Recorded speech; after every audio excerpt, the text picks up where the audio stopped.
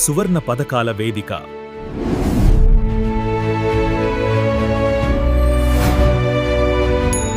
అందరికీ హాయ్.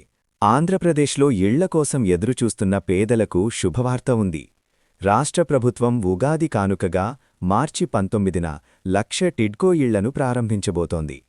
ఈ ఏడాది జూన్ నాటికి మొత్తం 2,61,000 ఇళ్లను పూర్తిచేసి లబ్ధిదారులకు అందించడం లక్ష్యంగా పెట్టారు. ఇళ్ల కోసం అవసరమయ్యే రుణాలను బ్యాంకులు అందజేస్తాయి. దాదాపు 40,500 మందికి 1,34,450 కోట్ల రూపాయల రుణాలు ఇవ్వనున్నారు. లబ్ధిదారులు కొంత చెల్లిస్తారు, మిగతా మొత్తం కేంద్రం మరియు రాష్ట్ర ప్రభుత్వం భరిస్తుంది. గత ప్రభుత్వంలో అనర్హులకు ఇచ్చిన ఇళ్ల పట్టాలను రద్దు చేస్తామని మంత్రి పార్థసారథి గారు స్పష్టం చేశారు.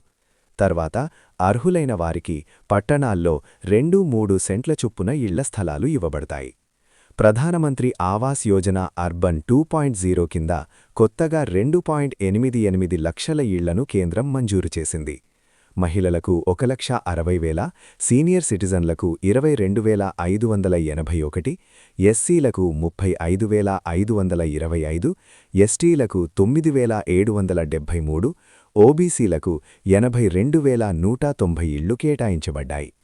కేంద్రం 1,50,000 రూపాయల సాయం చేస్తుంది. రాష్ట్రం 1,00,000, మొత్తం 2.5 లక్షల వరకు.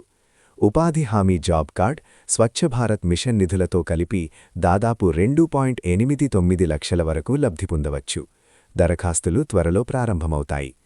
గ్రామీణ ప్రాంతాల్లో 10.42 లక్షల దరఖాస్తులు వచ్చాయి. ఇప్పుడు వెరిఫికేషన్ జరుగుతోంది. వితంతువులు, వికలాంగులు మొదటి ప్రాధాన్యత పొందుతారు. సొంత స్థలం ఉన్నవారికి 2 లక్షల రూపాయల ఇళ్లను ప్రభుత్వం మంజూరు చేస్తుంది. అందుకే మార్చి 19న 1,00,000 టిడ్కో ఇళ్లు ప్రారంభం, జూన్ వరకు మొత్తం 2.61 లక్షలు పూర్తవుతాయి. పట్టణ, గ్రామీణ ప్రాంతాల్లో PMAY పథకాల ద్వారా ప్రభుత్వ సాయం లభిస్తుంది. లబ్ధిదారులు త్వరగా దరఖాస్తు చేసుకోవాలి.